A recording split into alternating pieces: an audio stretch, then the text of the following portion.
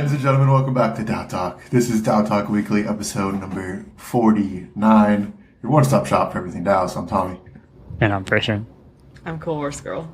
Hey, we finally have the trio back together in the studio for episode 49 of DAO Talk Weekly. My friends, how are we? CHG, your Wi-Fi is finally connecting. For those who don't know, past episodes, we've been trying to get CHG on the DAO Talk podcast, but she's just been, deciding not to come on because her Wi-Fi just doesn't exist. So, CHG, how are you? I'm great. It feels like I've been camping when I keep saying I have Wi-Fi issues, but I'm literally just in central London. No idea what the deal is, but I confronted the Wi-Fi guy multiple times over the last week, including this morning. So hopefully we're sorted. Otherwise, fire him, not me. I actually didn't know they had Wi-Fi over there yet, in the UK, so that makes sense. I was complaining to someone else, and they said that's why my ancestors left 200 years ago. We have a lot to cover this week. A lot has happened. Unfortunately, a lot of it has been around controversies. So we're going to start with this meme from Pseudo. Pseudo on Twitter. If you don't know Pseudo, go give him a follow. It's a great account. And an account at Pseudo Theos. Me taking a day off crypto, and it's the meme from Community where Childish Gambino is holding the pizza boxes and he walks into the room and everything's burning. You got the Curve exploit, vyper 0 day, aave stables depegging, base one-way bridge, a bunch of crazy stuff happening this week. Frisian, let's get your thoughts first.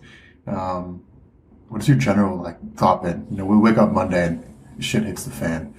I had the exact same experience because I just didn't look at anything over the weekend, Because at some point you have to decrease the level of stimulation into your brain if you want to survive in crypto. And you're over the age of 24. And so, I just literally spent an hour on Monday just scrolling the timeline being like, oh my God.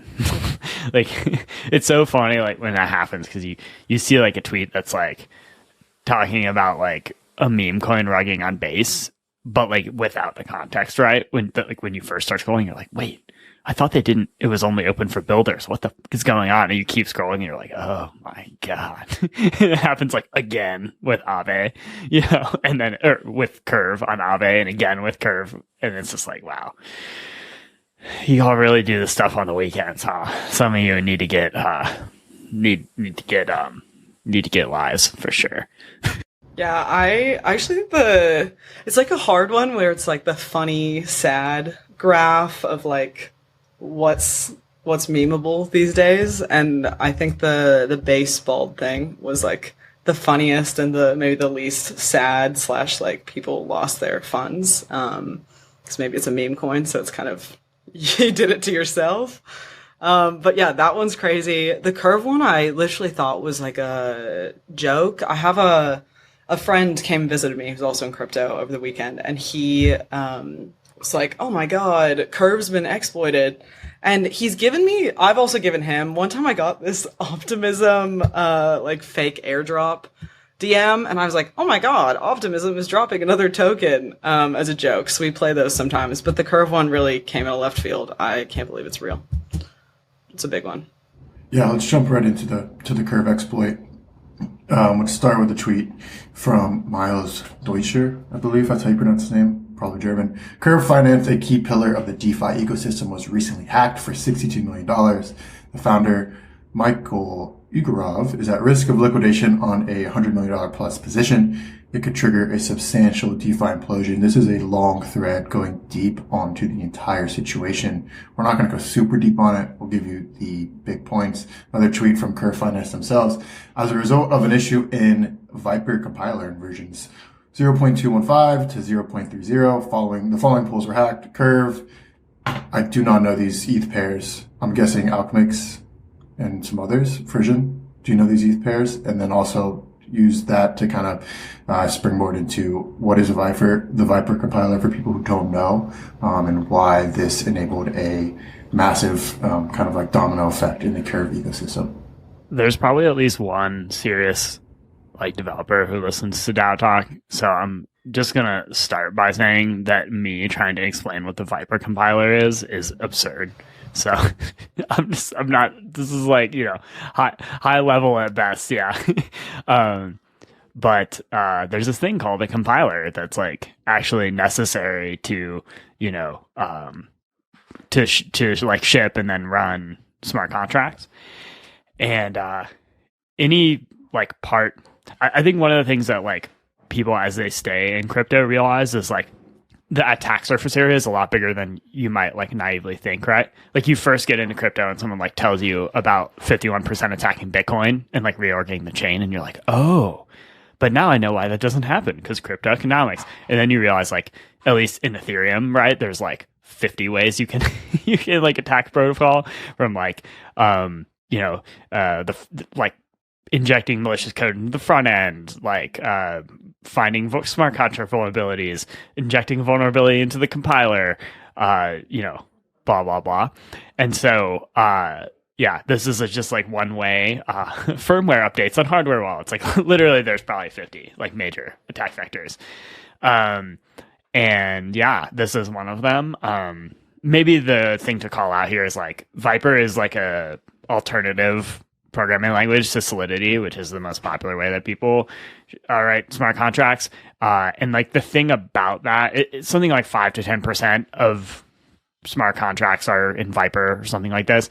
But the problem with that is that it just has less eyes on it, right? And like a less robust development process overall.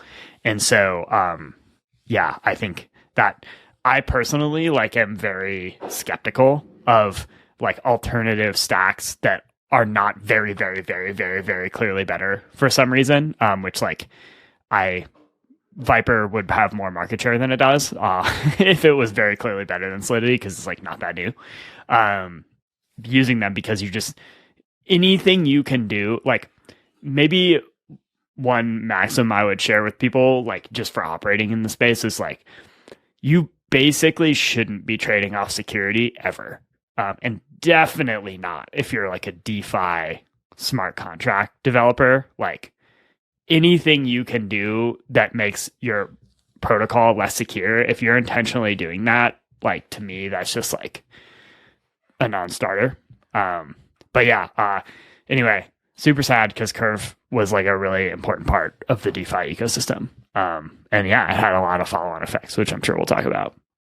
Yeah, when I went to write a white paper a while ago on yield strategies, obviously we're going to do a section on risk, and the risk section ended up being longer than the yield strategy section, so we turned it into its own white paper, which is like crazy that it just speaks to the amount of attack vectors in crypto.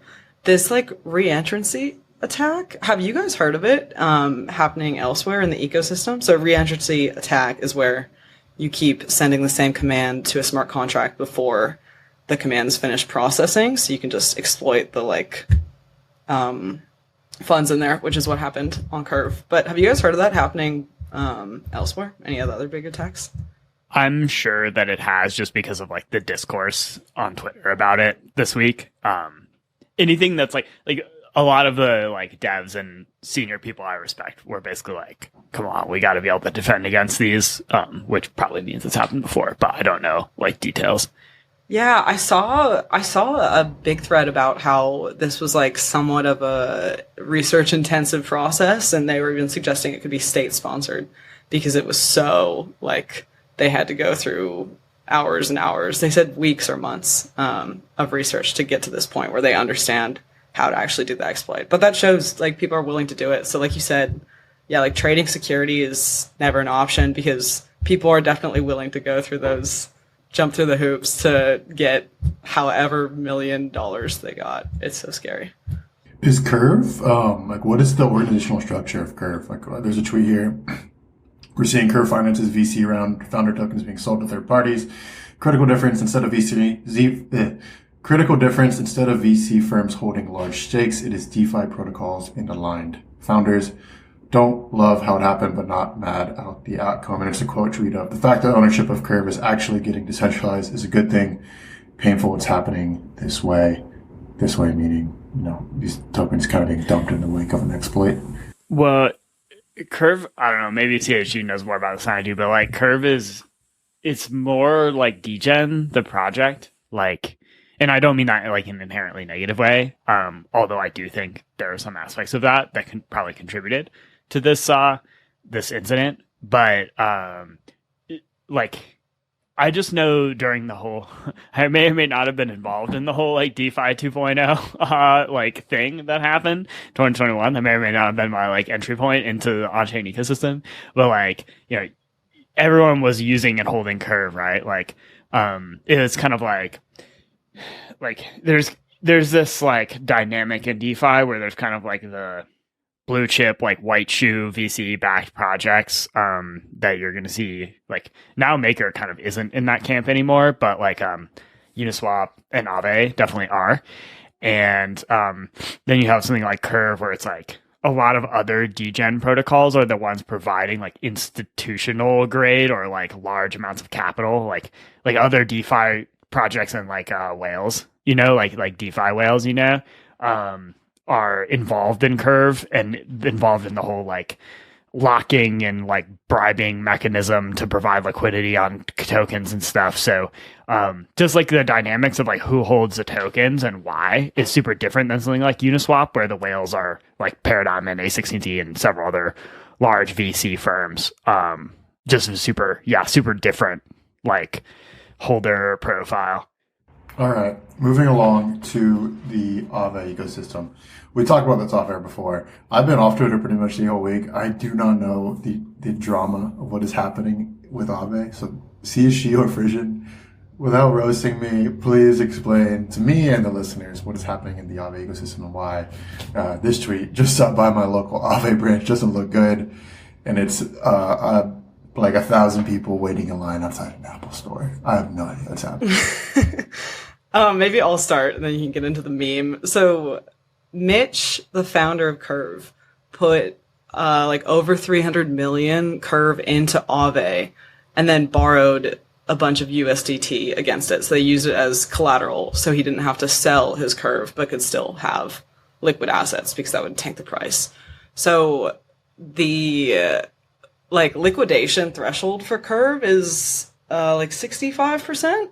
So if the value of the 300 million Curve times 65% becomes less than the USDT, there's a liquidation. So that's scary because Aave has a shit ton of Curve to dump, which will drive the price down. So if Curve falls below, I think the current number is like 20 cents, Aave is going to get stuck with a bad debt. So some people are saying even now they have an unrealized debt. Because they won't be able to sell their fat stack of Curve for more than the $63 million in USDT that was loaned out. Break it down, Frisch. I think you kind of nailed it. Like, this has actually been like an ongoing. A lot of times, these things that pop up as like people are calling this an existential risk. That's like a huge exaggeration, but as risks in the DeFi ecosystem. There's usually been narratives ongoing about them for a long time before they like break through, right? And like people have been talking about this guy Michael's like position on Aave for a year, maybe, definitely 6 months, probably longer. Like I've been aware of it for a year, and I just like LARP as a DeFi person on Twitter. Like I'm sure that people who are actually involved in risk management in the ecosystem have been talking about it for longer. He like so.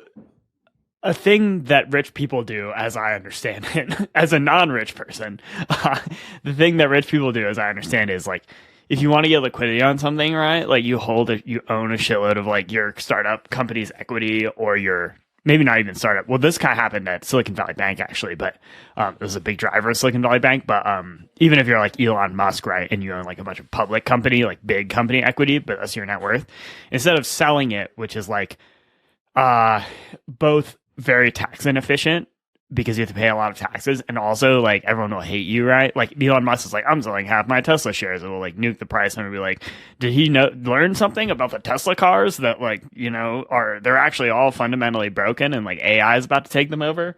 Even though maybe he just like wants to buy a yacht that's bigger than Jeff Bezos's, he can't be selling huge amounts of his Tesla to do this, right? So what they do is they deposit the equity in like a bank, and then like withdraw, like then get a bunch of like US dollars or something against that, and then use that to buy the yacht, right? And that then they don't have to pay taxes, but they can still get the liquidity. And so you can do this in DeFi with your Curve tokens. If you're the founder of Curve, where you just deposit all your Curve tokens to Aave and then borrow like 40% of that or whatever in stables. And then literally buy 2 McMansions in Australia, apparently, is what he did with that. And that's like really interesting. On the one hand, it's like just what people do, right? Like it's not unique to DeFi and crypto. I think what makes me question it in crypto is like how easily that liquidity comes, right? It's like, I don't know, like people can go from like not having a lot of money to having like 10% of a token with a billion dollar market cap like overnight. And then like the overall ecosystem is also very new where you're doing this. And then also it's not like he like borrowed the money and like, bought something else liquid. He like bought these like illiquid McMansions. Hopefully he didn't take out loans to buy the McMansions. That would be like turbo degen, because then you're stacking the leverage. So hopefully he didn't do that. Hopefully he bought them in cash. But now you have this like somewhat illiquid coin that has now built up like a leverage position in another part of the ecosystem to like buy founder mansions is kind of like, and just the fact that everyone knows he does this is weird too. That's like another distinction. Like Elon Musk is like definitely like signing contracts so that the bank people don't like tell other people that he's buying his yacht with his Tesla shares, right? But like you can't really do that. Like if you take out $100 million Curve loan position on Aave, everyone is gonna know that it's either like Michael or like Tetranode. You know what I'm saying? It's like it's either like the founder of Curve or like one of 2 ETH whales. And so you don't really have privacy either, which makes it easier for people to like hunt your stops, like that guy Abraham Eisenberg, who hacked the Mango protocol on Solana and then said, haha, what are you going to do? Arrest me, and then got arrested. He attempted to attack this guy, Michael's CRV position, last year or early this year, right before he went to prison. And so, or got arrested, I guess. I don't know if he's like out on bail or whatever, but got arrested. And so, yeah, those are some of the dynamics, Aave did not do a good enough job managing the risk of having such a concentrated CRV position, which is where the dialogue is happening around like governance. That's so crazy. I was thinking like since like Aave stakers are just going to have to cover the loss if all of this, like if the debt actually happens and all of it goes to shit. And then it's like, should I be looking at which whales are like putting a shit ton of tokens on Aave, and that's going to determine whether I become an Aave staker, whether I trust the Curve founder or not? Yeah. Like stuff like that, You should be. It's crazy. Like it impacts whether people buy Tesla. Yeah. So you should be. Ideally, the Aave DAO is doing a good job managing this for you, right? That's the goal. But like, we're not there yet in crypto. like if you're putting like first of all, you probably just shouldn't put like a seriously material percent of your net worth in any DeFi protocol yet, period. But if for some reason you are, like you need to be capable of doing a basic audit of the key risks yourself. Like it is what it is. Right on that. We're going to lose Fusion here in a second, so let's get one last big governance take before we lose them. On that topic around, you saying, ideally the Aave DAO is managing that risk properly. We had a tweet this morning. If there's one thing that's clear from recent events, DAO governance of lending protocols is not a great idea. Most people are simply not qualified / in possession of sufficient information to determine appropriate risk parameters on complex protocols whose risks evolve in time. That's from Michael from Euler, who we talked about a significant amount, Euler Finance, on DAO Talk. And then Getty from GFX Labs, former DAO Talk guest, responds, kind of claps back. Let's not confuse poor governance at one protocol as net failure of DAO governance. While token governance is still in its infancy, it has already proven uniquely effective at decentralizing control of protocols. It's like one bad apple versus the entire ecosystem.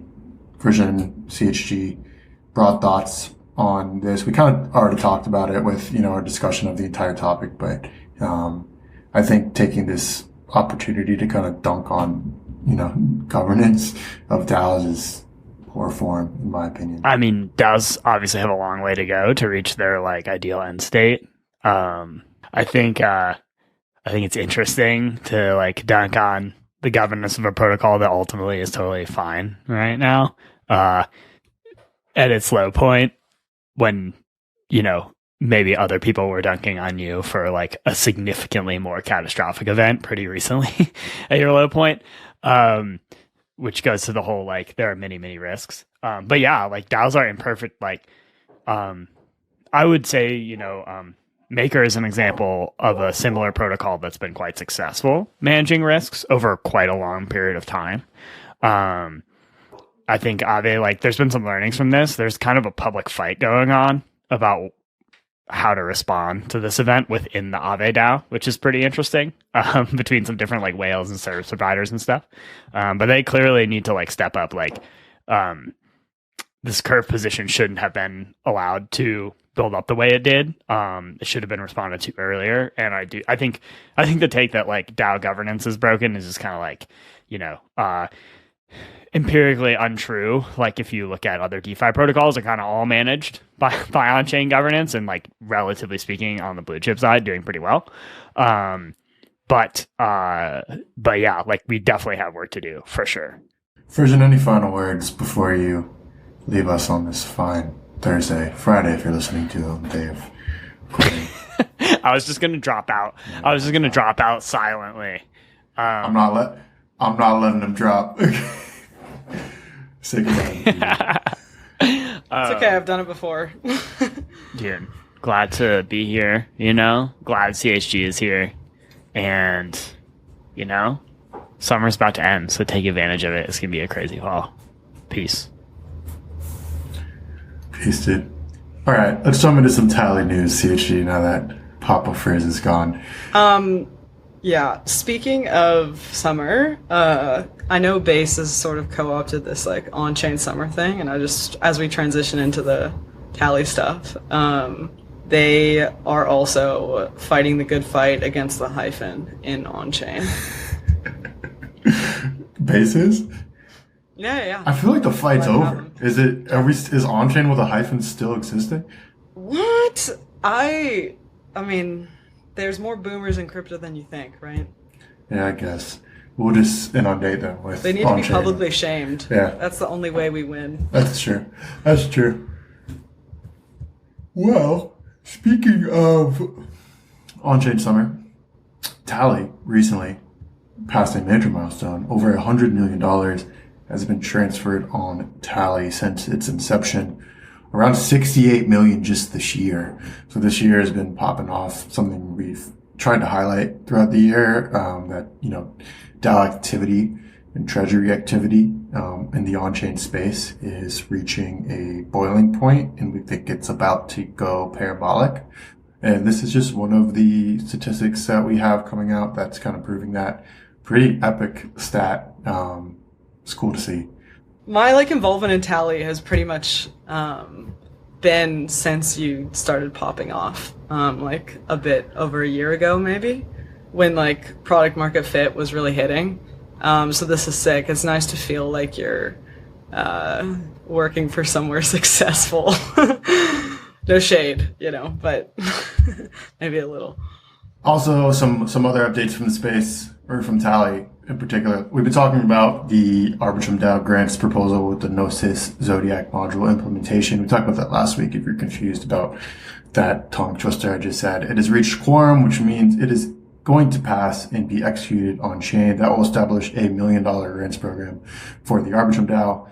One of the first, I think it's like the third or fourth proposal for the Arbitrum DAO that's going to be passed, let alone submitted on chain. So that's pretty cool to see out of the Arbitrum DAO. I feel like we talk about Arbitrum every week, but it's pretty awesome what they're doing. CHG, you have a new newsletter that dropped this week. Tally newsletter number 107. Uniswap X marks the spot.